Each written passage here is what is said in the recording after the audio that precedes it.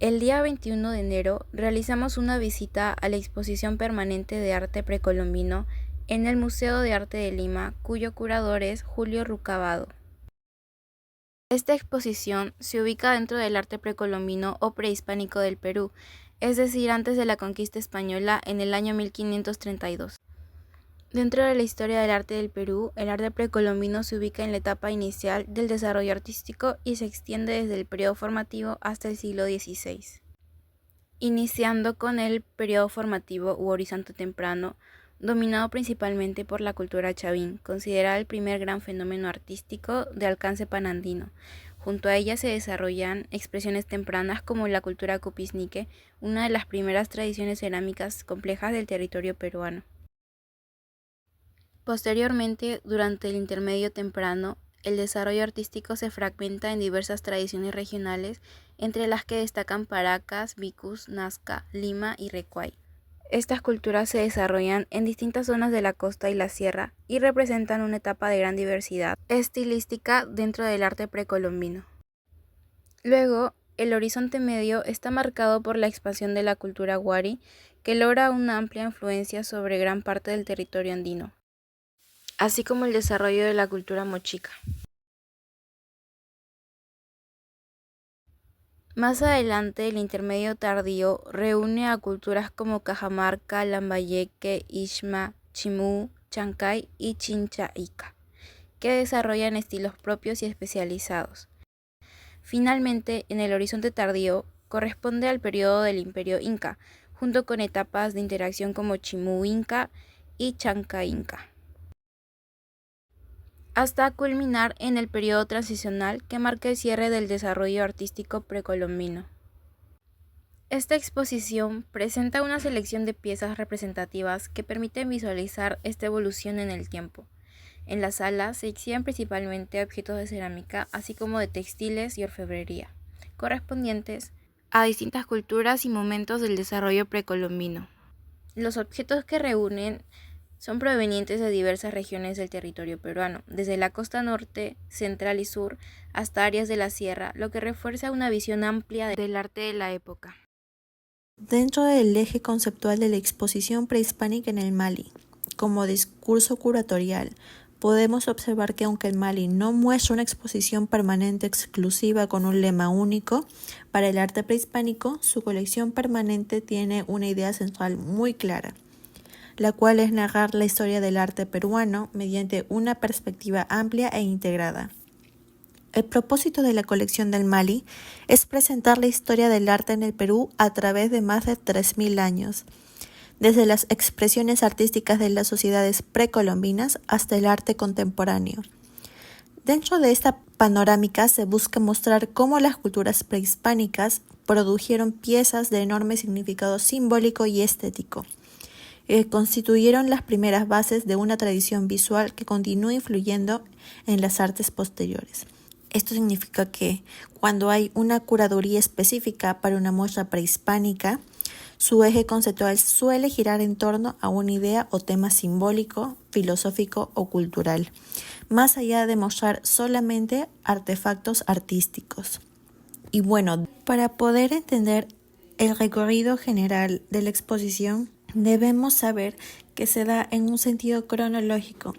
La colección permanente del Mali, que involucra arte prehispánico y precolombino, se organiza principalmente de manera cronológica y por periodos históricos. Se inicia con arte prehispánico precolombino, exhibiendo piezas de diversas culturas antiguas del Perú, ordenándolas dentro de una línea cronológica que nos ayudan a ubicarlas dentro de distintos periodos, explicándonos con pequeños textos el contexto de cada periodo. Al iniciar el recorrido, en la mano derecha se encuentra la sala de textiles precolombinos, mientras que el resto de la exposición se encuentra dividido en ambientes que se integran en el recorrido, que nos muestran primero el arte de los Andes. Nos muestra cómo las antiguas culturas andinas expresaban sus ideas, creencias y formas de vida a través del arte. Luego el paisaje y entorno, que nos explica la relación profunda entre las personas y la naturaleza.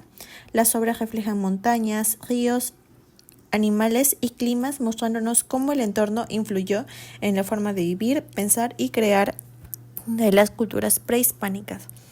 En un tercer ambiente podemos observar el diseño precolombino, que se centra en formas, colores y patrones que nos muestran cómo las culturas prehispánicas dominaban el diseño en cerámica, textiles y otros objetos, usando geometría y símbolos con mucho orden y significado. En una siguiente sala podemos observar la mitología y ritualidad del sur, donde se presentan creencias, mitos y rituales de las culturas del sur andino. Las piezas están ligadas a ceremonias, dioses y fuerzas de la naturaleza y explican cómo el mundo espiritual guiaba la vida cotidiana. Y por último, ruptura y continuidad, que reflexiona sobre los cambios y permanencias en el arte andino a lo largo del tiempo. Muestra qué tradiciones se transformaron y cuáles siguieron existiendo incluso después de grandes cambios históricos. Esto permite comprender la evolución de la producción artística peruana a través del tiempo, observando tanto cambios como continuidades en formas, materiales y técnicas, así como sus significados que llevan hacia el inicio del arte virreinal. Ahora, la obra que vamos a analizar se titula Vaso con representación de fardos funerarios. Tratándose de una pieza cerámica que puede parecer sencilla en su forma, pero que concentra una gran carga simbólica a través de la imagen que presenta en su superficie. Esta obra pertenece a la cultura nazca, desarrollada en la costa sur del Perú. No se atribuye a un autor individual, ya que responde a una producción colectiva, donde el conocimiento técnico, simbólico y visual se transmite dentro de la comunidad. Y esto es importante porque nos permite entender que la pieza es parte de un lenguaje visual compartido, reconocible para quienes formaban parte de esa sociedad. El vaso se ubica cronológicamente entre los 50 y 650 después de Cristo, periodo en el que la cerámica nazca alcanza un alto grado de sofisticación. En este momento histórico, los objetos cerámicos cumplen funciones prácticas y también se convierten en soportes de representación simbólica. Una característica clave de este periodo es que las imágenes buscaban organizar visualmente ideas, utilizando repetición, frontalidad y esquematización. En este vaso, estas decisiones formales permiten que el mensaje sea claro y reconocible. En cuanto al material y la técnica, la obra está elaborada en arcilla, trabajada mediante modelado manual, sin el uso de torno. La forma del vaso se construye cuidadosamente para servir como base de la decoración pictórica. La pintura polícroma se aplica antes de la cocción, utilizando pigmentos minerales. Posteriormente, la pieza pasa por un proceso de cocción controlada, que fija los colores y permite obtener la superficie característica de la cerámica nazca, conocida por su intensidad cromática y precisión en los contornos. Esta técnica, además de ser un procedimiento material, es una decisión consciente que hace convertir al objeto en un medio visual duradero, pensado para conservar y transmitir un mensaje en el tiempo. La iconografía del vaso muestra una serie de fardos funerarios, representados de manera frontal y repetitiva. Estas figuras no parecen estar individualizadas, lo que sugiere que no se trata de personas específicas. Se trata de la representación de un ritual colectivo. El fardo funerario era una forma de preparar el cuerpo para el entierro, y su representación en la cerámica indica la relevancia que estos rituales tenían dentro de la sociedad nazca. El vaso, entonces, además de acompañar a un contexto funerario, refuerza visualmente la memoria de esa práctica. Desde esta perspectiva, la imagen cumple una función simbólica: recordar, ordenar y hacer visible una tradición compartida. En cuanto al estilo, la obra presenta un lenguaje visual propio de la tradición nazca, figuras planas, contornos definidos, ausencia de profundidad y una composición clara y ordenada. Estos rasgos son estrategias visuales que priorizan la comprensión del mensaje. Este tipo de representación se vincula con una tradición del arte andino en el que la imagen no busca ser decorativa, busca ser comunicativa, permitiendo que el objeto sea leído dentro de su contexto cultural. La obra que voy a presentar se denomina Botella de haz estribo con representación de contorsionista. Pertenece a la cultura copisnique y fue realizada entre los años 1500 y 500 a.C. Estamos frente a una de las tradiciones más antiguas del arte andino, donde la cerámica no era solo un objeto cotidiano, sino también una forma de expresar creencias profundas. Si observamos la pieza, algo nos llama de inmediato la atención. El cuerpo. La postura es extrema. Las piernas pasan por encima del torso y la cabeza queda hacia abajo. No parece un movimiento natural. Entonces, surge una pregunta inevitable. ¿Qué estaba viviendo este personaje para ser representado de esta manera?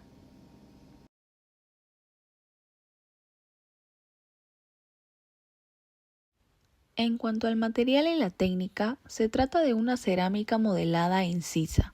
El artista construyó el volumen manualmente y luego marcó líneas sobre la superficie para definir detalles. No es solo un recipiente, es también una escultura que ocupa el espacio y transmite movimiento. Monográfico, muchos especialistas consideran que estas posturas podrían relacionarse con rituales o estados de trance. Más que una acrobacia, podría tratarse de una transformación espiritual. El cuerpo no solo se dobla, el cuerpo comunica. En relación con el estilo, vemos formas sólidas, simplificadas, pero llenas de intensidad.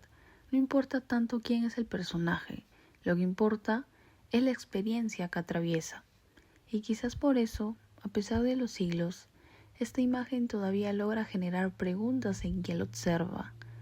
Nos recuerda que, desde tiempos muy antiguos, el arte fue una manera de intentar entender lo invisible. Fue una sociedad que se encontraba bajo la dirección de una élite especializada en las tareas de gobierno, sociedad teocrática, que adoraba a una divinidad con cuerpo humano y cabeza de felino. Enterraban a sus muertos en tumbas junto con un abundante ajuar de lujo, ya que los Kupisnike creían en la vida después de la muerte y la fertilidad de las tierras, debido a que su economía estaba basada en 3 actividades fundamentales: la agricultura de regadío, la pesca artesanal y la recolección. En el contorsionista se ve plasmada esta cosmología y orden social. Su cuerpo está decorado con diversos motivos, y en el torso se observa una composición que combina la figura estilizada de un cactus con cabezas humanas, aludiendo al consumo de San Pedro y a la experiencia chamánica. El cactus San Pedro, como símbolo de transformación, posee propiedades alucinógenas que permitían a quien lo ingería experimentar estados alterados de conciencia y asumirse como un ser dotado de capacidades extraordinarias, lo que guarda relación con la aparición de una serpiente en las manos del contorsionista, un símbolo de que el chamán ha adquirido las habilidades del reptil. Esto podría explicar la destreza con la que se curva su torso y piernas.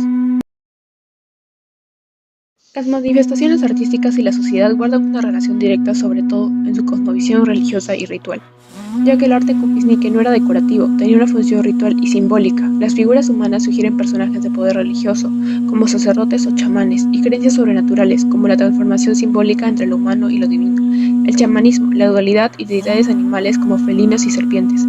Asimismo, la complejidad de la cerámica nos indica la existencia de artesanos especializados, lo que nos hablaría de una sociedad con división de trabajo, organización y comunicación entre artesanos con la élite sacerdotal. Vaso con representación de fardos funerarios. La religión de la cultura Paracas fue un sistema politeísta estrechamente vinculado a la naturaleza, la fertilidad y la vida después de la muerte. Además, se trataba de una sociedad teocrática y clasista, en el que el poder político, social y religioso se concentraba en una élite sacerdotal. Esta élite cumplía la función de mediadora entre la población y las divinidades. La religión de la cultura Paracas fue un sistema politeísta estrechamente vinculado a la naturaleza, la fertilidad y a la vida después de la muerte. En su cosmovisión destacado el dios Kon, considerado la divinidad creadora y principal, también llamado dios oculado. Kon era visto como el dador de agua, lluvia y alimentos, elementos esenciales para la subsistencia en el entorno desértico de la costa sur del Perú, por lo que su culto está orientado a asegurar buenas cosechas y a la continuidad de la vida. En el vaso, posiblemente encontrado en contextos fúnebres, se ven reflejadas los fardos funerarios. El fardo funerario estaba constituido por el cuerpo del difunto sometido previamente a un proceso de momificación y en algunos casos a un tratamiento con fuego lento con el objetivo de reducir el tamaño del cuerpo. Posteriormente, el cadáver era envuelto en finas telas bordadas y acompañado de alimentos, adornos de oro y piezas de cerámica. Los cuerpos se encontraban en posición flexionada, desnudos con brazos y piernas fuertemente recogidos dentro de una cesta. Luego eran envueltos con varias capas de tela simple, de gran tamaño, confeccionadas principalmente en algodón, que contenían diversas ofrendas en su interior. Estas telas bordadas y cosidas conformaban el fardo funerario y cubrían su parte exterior. La calidad y complejidad de cada textil dependía directamente del estatus social del fallecido. Las manifestaciones artísticas de la cultura paracas guardan una relación directa con la sociedad que las produjo, ya que reflejan su organización social, sus creencias religiosas y su forma de entender la vida y la muerte. Al tratarse de una sociedad teocrática y jerarquizada, el arte no tuvo una función meramente decorativa, sino que estuvo al servicio del poder religioso y de la cosmovisión dominante. La importancia de la élite sacerdotal se evidencia en la complejidad de las obras y en los contextos en los que éstas aparecen, especialmente en los entierros de alto estatus, textiles finos, cerámica ritual y objetos simbólicos. Asimismo, las prácticas funerarias y la representación del fardo funerario revelan la concepción paracas de la muerte como un proceso de transformación y continuidad. En conjunto, estas manifestaciones artísticas expresan una sociedad en la que la religión, poder y vida cotidiana se encontraban estrechamente vinculadas.